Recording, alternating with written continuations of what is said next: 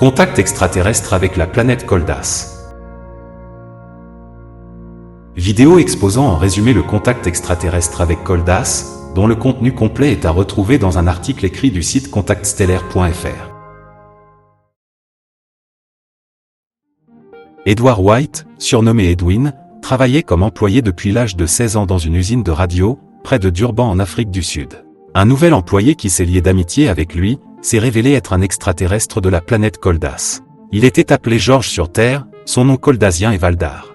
Il lui a prouvé personnellement être en contact avec les occupants d'un engin spatial, à plusieurs reprises. Cela a commencé par une nuit de pêche sur un lac dans un lieu isolé où Valdar est entré en communication radio avec un engin volant, venu sur sa demande, et l'engin obéissait aux injonctions de déplacement, fait par des ordres donnés par lui à la radio au commandant de l'engin, appelé Wiora.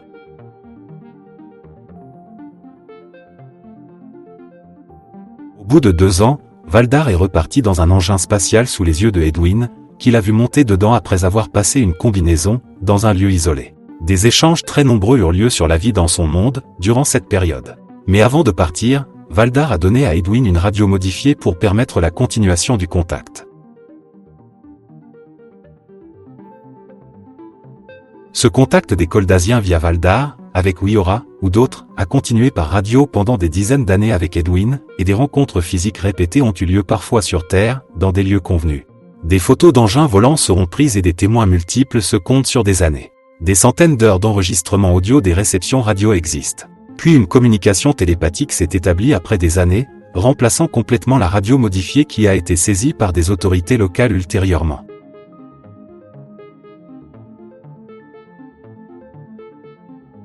Koldas est une planète appartenant à une confédération appelée « Confédération des 12 planètes », dans un univers parallèle au nôtre, un univers jumeau situé dans un autre axe temporel que le nôtre. Cet univers a déjà été mentionné dans d'autres contacts extraterrestres, et il est appelé « DAL » par les Pléiadiens de Billy Meyer, parfois qualifié aussi d'univers d'antimatière par d'autres contactés, au sens d'être sur un axe temporel opposé au nôtre.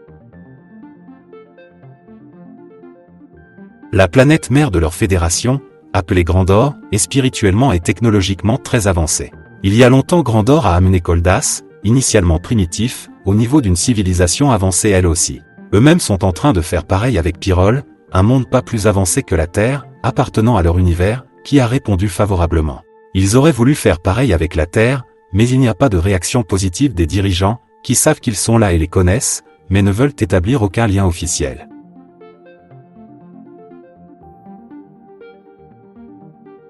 Ils voyagent dans l'espace profond, avec des vaisseaux spatiaux capables de propulsion magnétique, lente, mais ont une technologie de dématérialisation de la matière, qui leur permet d'atteindre en moyenne des centaines de fois la vitesse de la lumière, durant leur voyage. Lors de la phase dématérialisée, la matière est transformée en énergie de pur flux, et alors ils dépassent très largement la vitesse de la lumière. Ils ne maintiennent pas cette phase trop longtemps, pour des raisons techniques probablement, et alternent avec des phases en propulsion subluminique magnétique normale. Le passage entre les deux univers ne peut se faire que sous cette forme dématérialisée, sinon elle est impossible à cause d'une barrière naturelle qui empêche même la lumière de passer. Ils ont aussi la capacité de voyager par des trous de verre naturels de l'univers, ou portails, afin de se téléporter au sein d'un même univers. Ils sont capables d'aller donc très loin et très vite.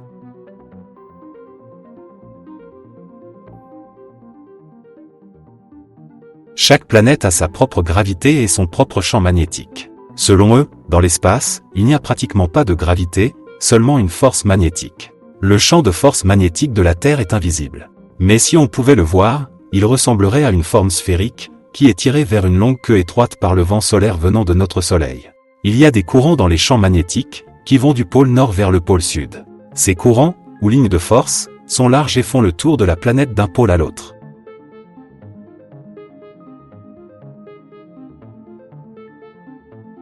Chaque système solaire possède un courant magnétique, avec un champ de queue dévié encore plus loin dans l'espace, se reliant aux autres systèmes solaires et stellaires. Ces courants magnétiques parcourent leur univers, tout comme le nôtre. Grâce à leur moteur magnétique, ils sont capables d'attirer leur engin spatial vers le courant magnétique qui les mènera à la destination souhaitée. Ils se placent dans des courants, avec des moteurs qui sont capables de les coupler magnétiquement avec lui. Les deux univers sont également reliés par un courant magnétique universel, sans lequel ils n'auraient jamais pu nous rendre visite dans leur vaisseau spatial.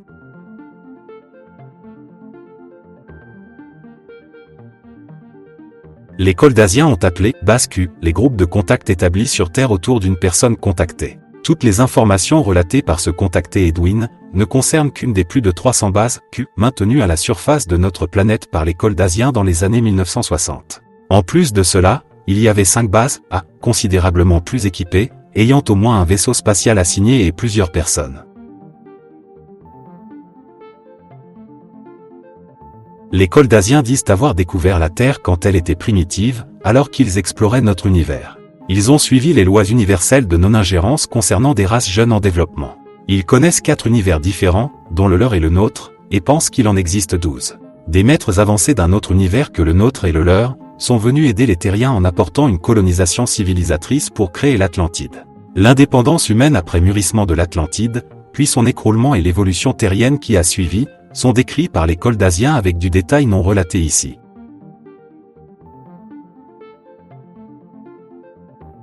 Ils ont essayé de créer une colonie expérimentale de Terriens dans leur monde en 1945, tous volontaires d'une ville en Suisse, qui a été installée dans leur fédération sur une planète jumelle de notre Vénus, appelée Salamia, et qui est l'objet de confusion avec notre Vénus dans certains contacts extraterrestres. La Vénus du système solaire n'a pas de vie humaine physique, tandis que l'autre soutient une grande civilisation appelée Vango Salamia, une planète verte qui a une formation nuageuse perpétuelle qui cache sa surface. Il y a donc quelques similitudes avec Vénus.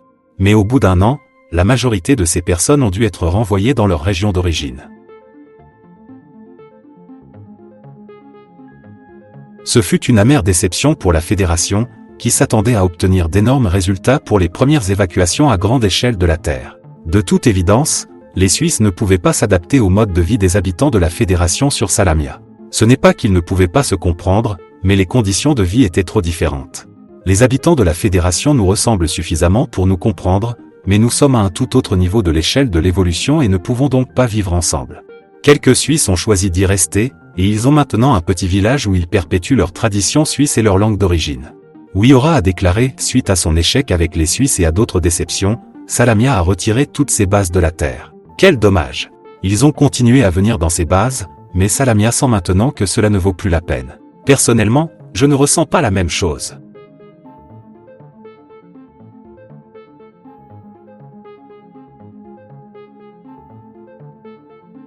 Leur fédération avait connu 2000 ans de paix jusque-là, mais une attaque de leur monde est survenue en 1969. Les Koldasiens ont subi plusieurs attaques successives, dont une attaque biologique grave avec un virus mortel qui a tué dans une agonie terrible beaucoup de Koldasiens. Ils ont cru qu'ils allaient être anéantis et découvraient l'insécurité pour la première fois depuis 2000 ans de paix. Leur alliance a fini par remporter la victoire mais plusieurs mois après cela, suite à des conseils internes dont le détail n'a pas été révélé, les Koldasiens se sont retirés de la Terre. Il est fort à parier que c'était une tentative de destruction par des races régressives qui tiennent la Terre sous leur coupe, conséquente à l'implication terrestre des Koldasiens, et que c'est pour ça que ces derniers se sont retirés.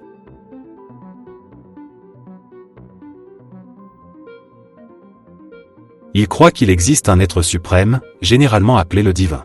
Cet être est infini et tout-puissant et il crée toutes choses, visibles et invisibles. Lorsque l'homme fut créé, le divin plaça dans le corps de l'homme un esprit ou une âme qui ne meurt jamais, mais continue dans l'éternité. La tâche de l'âme de l'homme est de gouverner le corps matériel en surmontant les désirs matériels. Lorsque cela sera accompli, l'âme sera rappelée à la grande source et vivra pour toujours dans la joie et le bonheur parfait. Il croit aussi que toute l'humanité est créée par la même force divine, donc tous les hommes sont frères et sœurs. Mais ce n'est qu'un aperçu de leur religion, il y a bien plus. Ils croient en la réincarnation.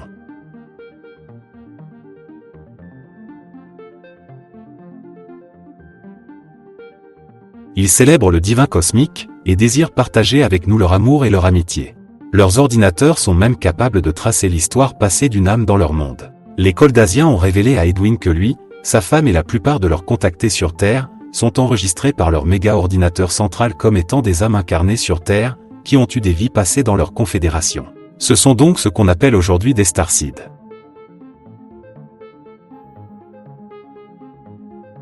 Les Koldasiens disent, un grand changement est à venir et cela affectera l'ensemble de l'univers, pas seulement la Terre. Ces choses n'ont pas été planifiées par nous, nous ne faisons que vous transmettre le message. Ils disent aussi, de grands vaisseaux viendront de l'espace alors la planète Terre sera véritablement en paix. Ceux qui resteront connaîtront notre amour et notre amitié. Ils comprendront ce que les étoiles ont à leur offrir. Tout cela leur sera donné, ainsi qu'à beaucoup d'autres. Des choses seront révélées dans le nouvel âge. des choses dont ils ignoraient l'existence. Alors la civilisation de la Confédération existera sur la planète Terre, notre culture, notre peuple et vous serez aussi notre peuple. Si vous êtes intéressé à en savoir plus, un article complet dont est issue cette vidéo résumée est à retrouver sur le site contactstellaire.fr. Vous trouverez le lien vers l'article dans le descriptif attaché à cette vidéo.